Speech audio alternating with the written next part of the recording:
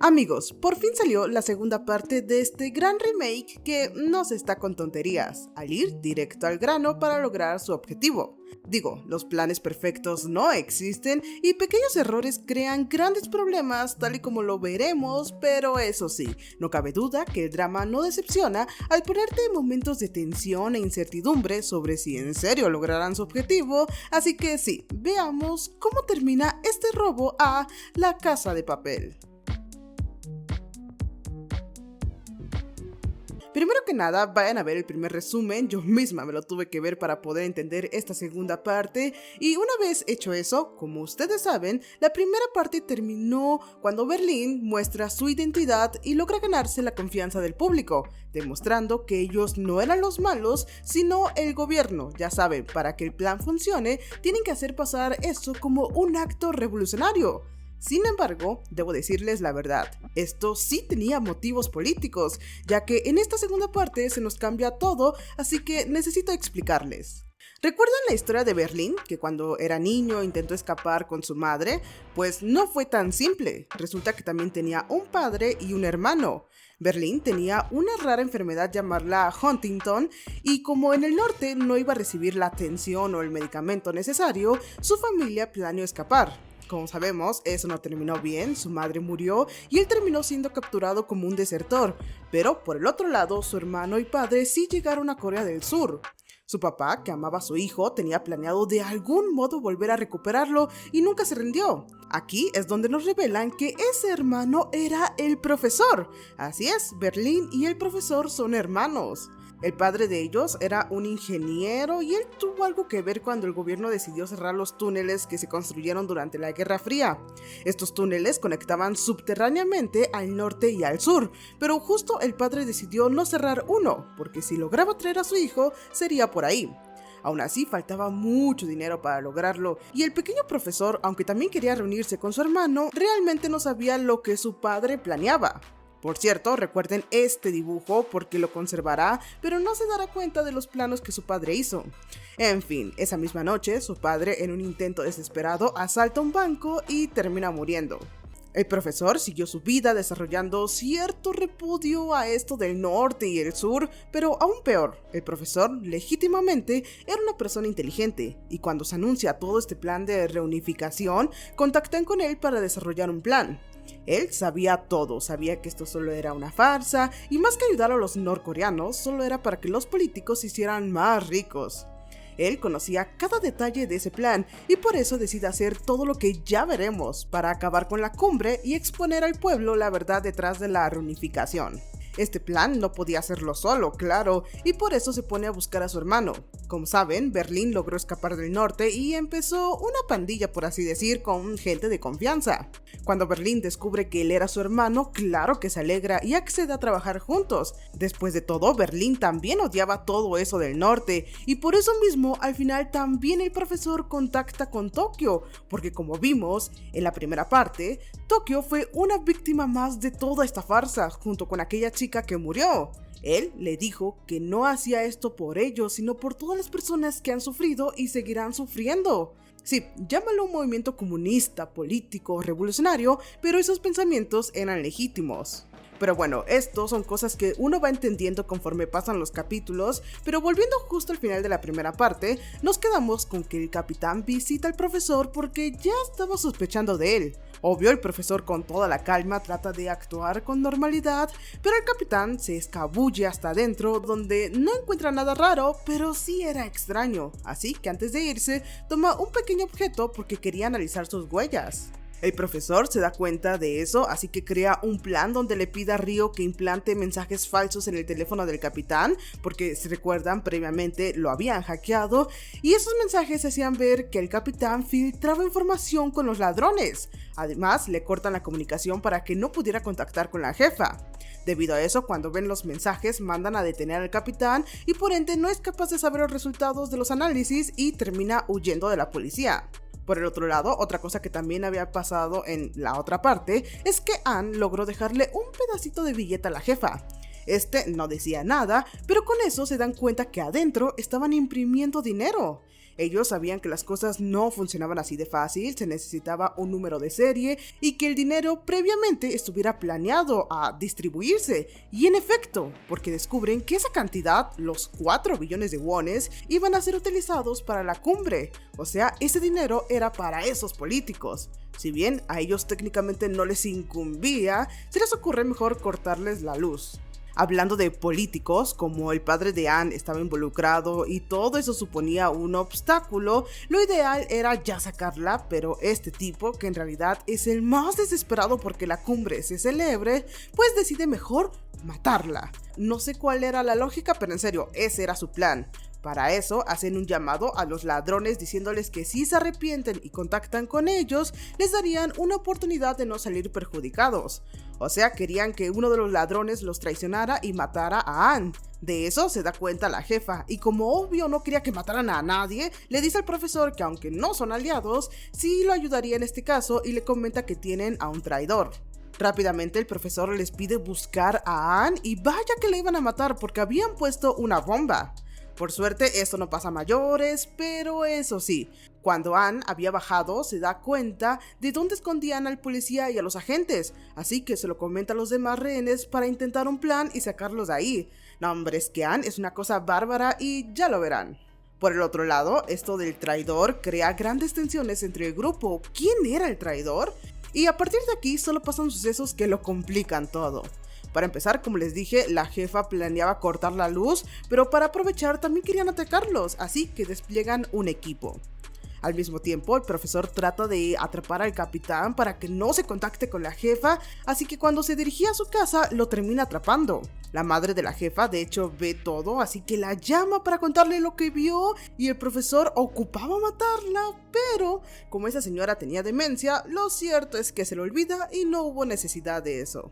Sin embargo, como saben, la jefa no era tonta. Ella recuerda que el capitán le dijo que se cuidara del profesor, y como el capitán nomás no aparecía, pues decide confrontar al profesor. Pero él ya había pensado en eso, así que esconde todo, y aún mejor, como ya no quería que ella quedara involucrada, se hace el ofendido diciendo: «Oh Dios mío, ¿cómo puedes desconfiar de mí?».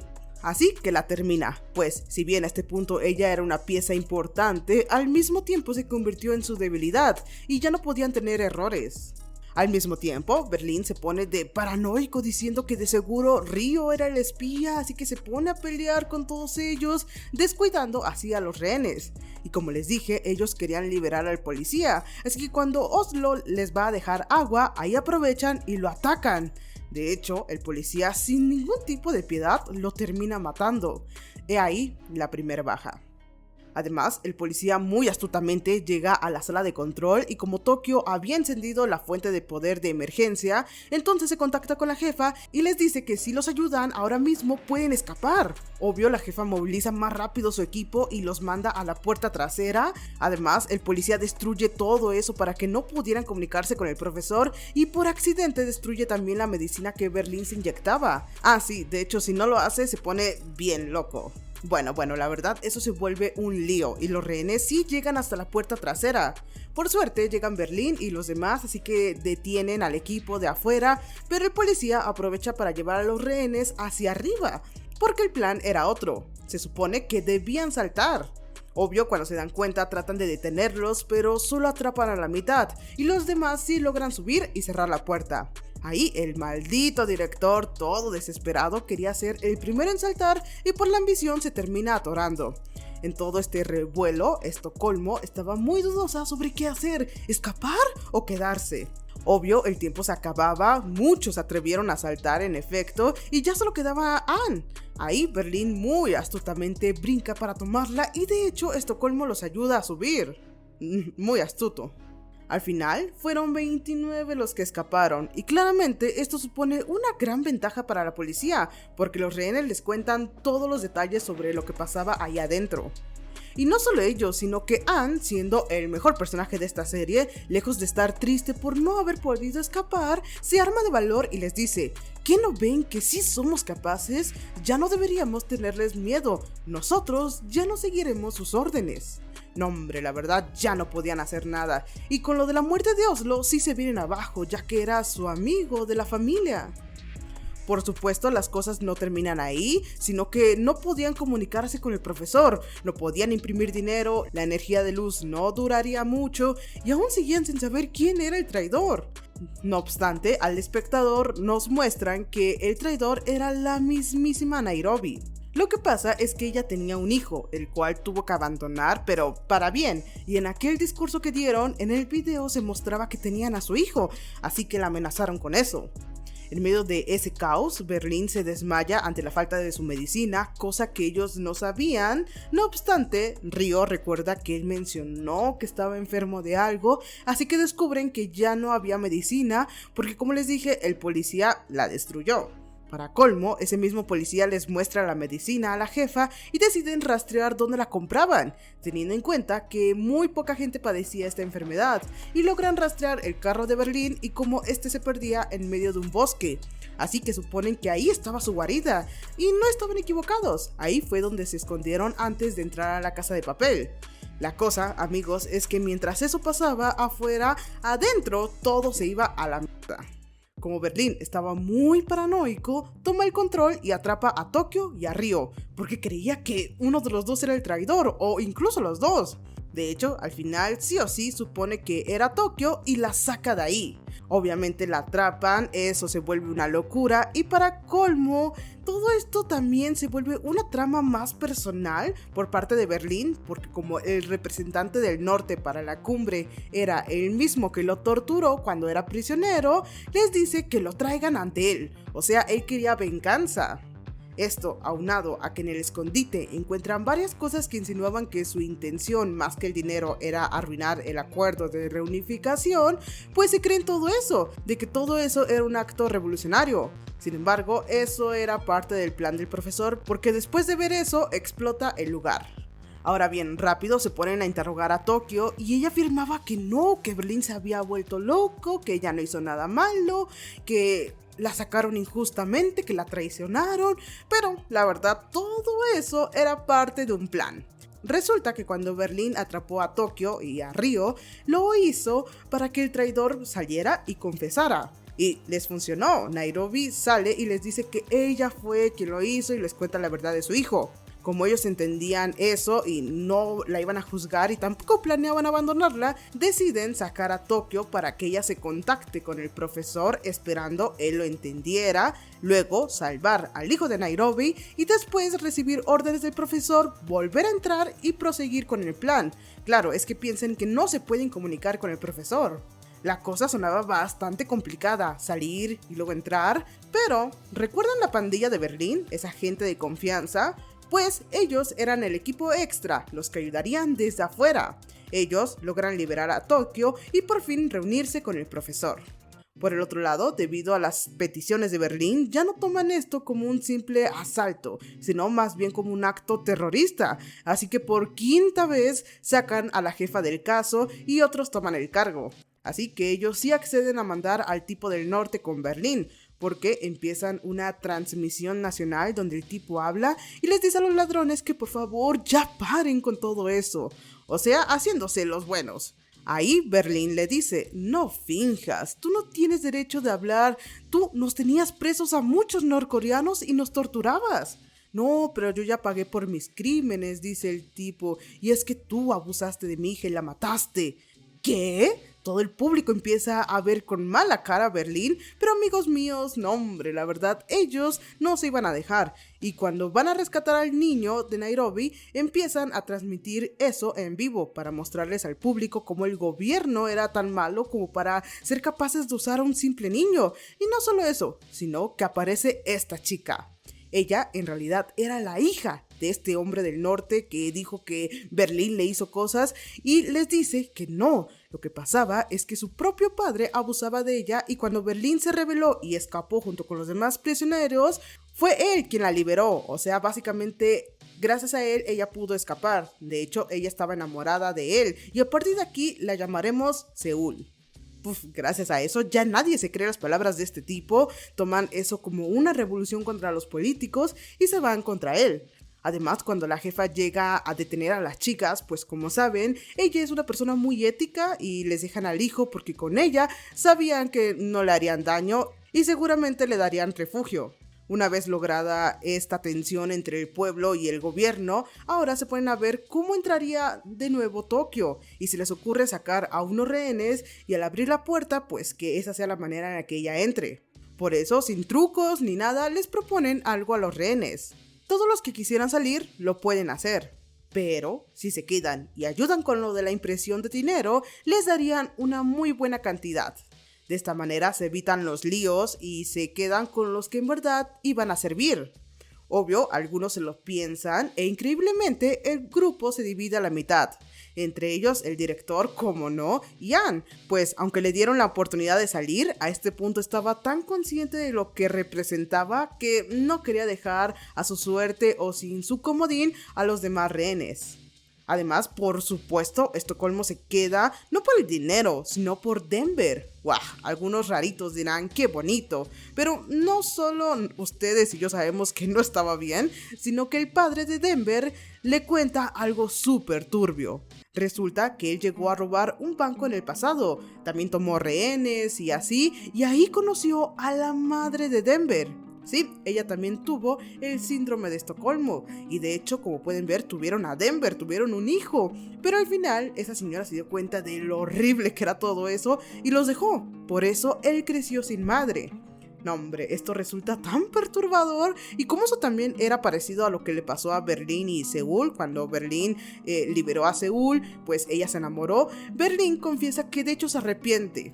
Así que Denver piensa mejor las cosas y decide terminar con Estocolmo, diciéndole cosas horribles como no para que ella lo odie. En fin, llega el momento de la operación para que entre Tokio y debo decir que casi salía toda a la perfección. Casi, porque en medio de todos los disparos, las cosas se descontrolan, Estocolmo se arrepiente y entra de nuevo, y aún peor, a Moscú le disparan. Sí, sin embargo, él decide no decir nada y se esconde. Una vez reunidos, Tokio cuenta el nuevo plan del profesor. Resulta que ya no podían esperar más. Mañana mismo tenían que escapar. ¿Por qué?, dicen todos. Pues resulta que los políticos van a adelantar la cumbre a mañana, y una vez firmados los acuerdos que tanto les importan, después les va a dar igual y van a entrar a la fuerza para matarnos, dice Tokio. El plan original era salir por el túnel, transportar el dinero entre los túneles hasta un escondite para ponerlo en un camión, y luego ellos camuflarse entre la multitud protestante que se supone ya habían conseguido. Problema, el túnel aún no estaba terminado, y aunque del otro lado también estaban excavando para después solo conectarse, no tenían tiempo, y menos cuando descubren que en Moscú el encargado del túnel ahora estaba muriendo. Esto ya estaba decidido, o terminaban ese túnel o todos morirían, así que Denver, para salvar a su padre, se pone las pilas junto con Ryo. Si bien esto sucedía adentro, afuera, por otra parte, aunque ellos dos habían terminado, la jefa no podía superar al profesor, así que lo visita y tienen un momento agradable, pero por desgracia, él comenta un pequeño detalle que ella toma como, yo no te dije eso, ¿cómo lo sabes? La jefa vuelve a sospechar de él y decide tomar los resultados que al principio el capitán había solicitado. Y pues sí, esa información era sobre la identidad del profesor y ya con eso sabe todo, que venía del norte, la vida que tuvo y bueno, todo. Al mismo tiempo, el capitán, que todo este tiempo estuvo capturado, logra escapar y para que no lo volvieran a atrapar se accidenta y queda a cargo del hospital. Solo había un pequeño problema, él no despierta, así que no sería capaz de contar todo, pero ¿y si despierta? Cuando la jefa escucha de eso, estaba tan enojada de que eso le pasara al capitán que decide actuar de una vez por su cuenta y atrapar al profesor, porque ya sabía que era él. Sin embargo, lo hace de una manera muy rara, créanme, porque al final el profesor se escapa de manera muy fácil. Volviendo con los otros, Estocolmo se pone a cuidar a Moscú y le muestra que su amor por Denver no era para nada tonto y en serio lo quería, así que él la reconoce, pero todo da igual porque a pesar de estar tan cerca de terminar el túnel, Moscú termina muriendo. He ahí la segunda baja. En fin, llega el día de la cumbre, se hace un meeting, lo cual era bueno, se ponen a empaquetar el dinero, pero por desgracia la jefa, que ya no le importaba nada y solo quería detenerlo sin ayuda y sin refuerzos, encuentra el escondite donde saldrían una vez terminaran el túnel. El profesor la pilla, y aunque no quería herirla, la jefa tampoco quería escucharlo. Ella le pregunta, dime, ¿en serio hacen todo esto por el pueblo? Claro que sí, yo pasé por eso. Sí, dice la jefa, tu pasado trágico. En realidad, ¿sabes cuántos más han tenido historias como tú? Exacto, dice el profesor, y es por eso que no quiero que más personas pasen por esta horrible vida que nos tocó a Berlín, a Tokio, a todos. En serio, quiero que todo acabe. En ese descuido, el profesor aprovecha para robarle el arma y le dispara. O bueno, más o menos, le dio en el chaleco y solo decide encerrarla. Además, él mismo se pone con lo del túnel e increíblemente por fin lo terminan. No, hombre, eso causa una felicidad enorme. Por fin todos estaban reunidos y todo parecía que saldría bien. Parecía, porque afuera el capitán había despertado y ellos ya estaban a punto de terminar, así que ordenan entrar a la fuerza. El terminar el túnel era solo el comienzo del escape, porque les toma mucho tiempo transportar el dinero, así que cuando menos se dan cuenta los empiezan a atacar. Tokio y Ryo los detienen como pueden, pero le terminan disparando a Tokio, aunque creo que no pasa a mayores porque después despierta como si nada. En fin, eso se vuelve una locura, todos se ponen a defender, pero no era suficiente, así que mejor deciden huir al túnel. De hecho, no les había dicho, pero ellos también habían hecho un túnel falso que todos los rehenes conocían, así que cuando ven el túnel entran, pero solo era una distracción, o bueno, más o menos, esa era la carta para que los rehenes salieran mientras ellos se iban por el real. Por cierto, Ryo asegura la bóveda para que nadie pasara. Por el otro lado, la jefa logra escapar y pide refuerzos, y gracias a que el capitán llega y la apoya, todos le creen. Sin embargo, ella no quería esperar y se adentra al túnel. Volviendo con los chicos, además de cerrar la bóveda, tenían una bomba, pero esta se descompone, así que Berlín decide sacrificarse. Él quería retenerlos para que los demás pudieran huir. Obvio, nadie quería eso. Y cuando se lo cuentan a los demás, Seúl, sumamente negada, decide ir a por él. Como el profesor se había ido para reunirse con el chofer del camión, él por afuera ve que el escondite ya estaba rodeado, así que no, ya no podían salir por ahí. Problema, esa era su única salida. Y cuando Berlín lo llama para decirle que se sacrificaría y probablemente no iba a sobrevivir, el profesor se rompe. Él le dice, no Berlín, da igual, no podremos salir. El plan fracasó, todos vamos a morir. Berlín lo hace entrar en razón y le dice que sabe, él lo va a solucionar como siempre lo ha hecho, incluso cuando él ya no exista. Así que sí, de alguna manera tienen una conmovedora despedida, diciendo que Berlín por fin se reuniría con su padre.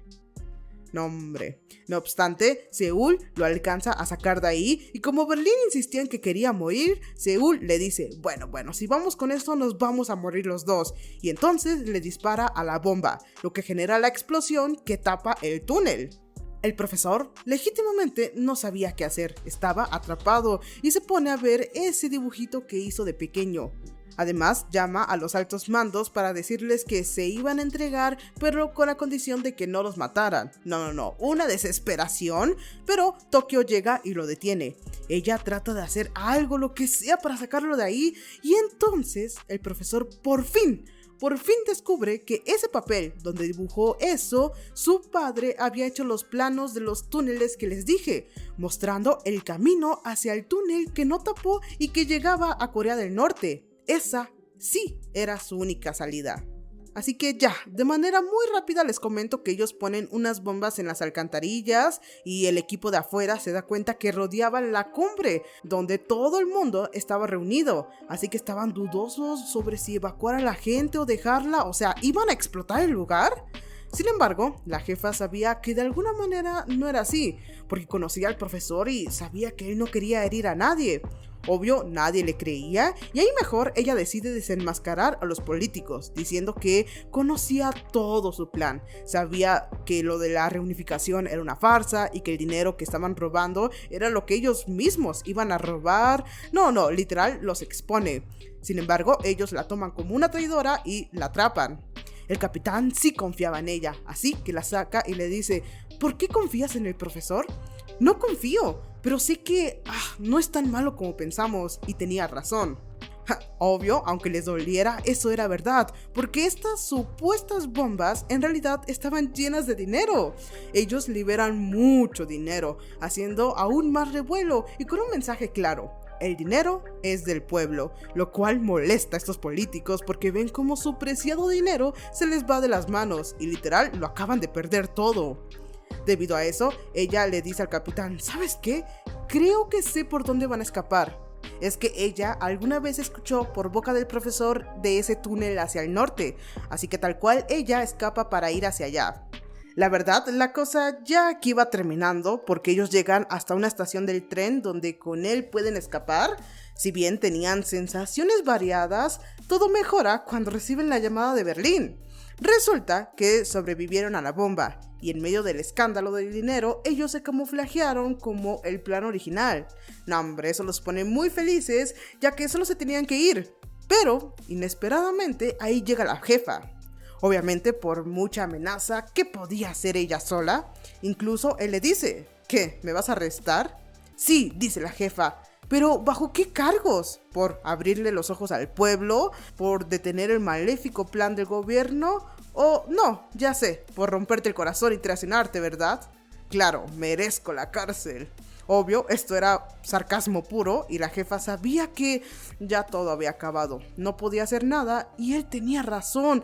¿Por qué lo detendría? ¿Cómo lo detendría? Así que lo deja ir. Al final, la noticia del robo perfecto llega a todos lados. Ellos siguen sus respectivos caminos y obvio se inicia una investigación sobre cómo la cumbre era una cortina para emitir dinero a conglomerados empresariales. Los políticos niegan todo y tratan de encubrirlo, pero obvio la opinión pública ya no estaba con ellos. Sea surcoreano o norcoreano, nadie les creía. De hecho, de cierto modo, eso sí unificó a los dos bandos. Todo este movimiento dura un año y a la jefa se le hizo una investigación porque afirmaban ella trabajó con los ladrones. La revocaron de su puesto y bueno, no importa cuánto se esforzó, nadie le reconoció nada. Eso la pone a pensar muchas cosas. ¿Quién era el bueno y quién era el malo aquí? Ese mismo día, un despacho de abogados extranjeros se contacta con ella porque alguien anónimo les había pagado para defenderla. Rápido, ella conecta las cosas y sabía que esa persona fue el profesor. Y como ellos siempre hablaron sobre viajar a cierto país europeo, pues ella decide viajar hasta allá. La verdad no sé qué es lo que ella esperaba, pero en su corazón tenía la pequeña esperanza de encontrarlo. Y sí, la verdad es que él estaba ahí. El profesor la invita a tomar un café al igual que la primera vez. Y entonces ella le dice, ¿qué plan alocado traes entre manos? A lo que el profesor termina concluyendo diciendo, de hecho, uno bastante grande. ¿Quieres escucharlo? Por cierto, al final de manera muy indirecta nos muestran que sí entregaron el dinero a los rehenes que se quedaron, así que ellos sí cumplieron su palabra. Bueno, eso fue todo. Como pueden ver, la serie está muy botanera. La recomiendo si quieren acción rápida y al grano que genera incertidumbre, pero que no es mala. De hecho, me gustó bastante. Tristemente, hablo desde el desconocimiento porque yo no tengo la fortuna de haber visto la original, así que solo me baso en este remake. Si ustedes vieron las dos, comenten todos sus puntos, tanto malos como buenos. También, como pueden ver, la serie hace una pequeña insinuación de que al final, al igual que el original, quieren volver con un nuevo plan, pero eso ya se verá. Gracias por todo y aunque ya se los dije en una publicación, yo les deseo lo mejor en este año. Gracias y bye.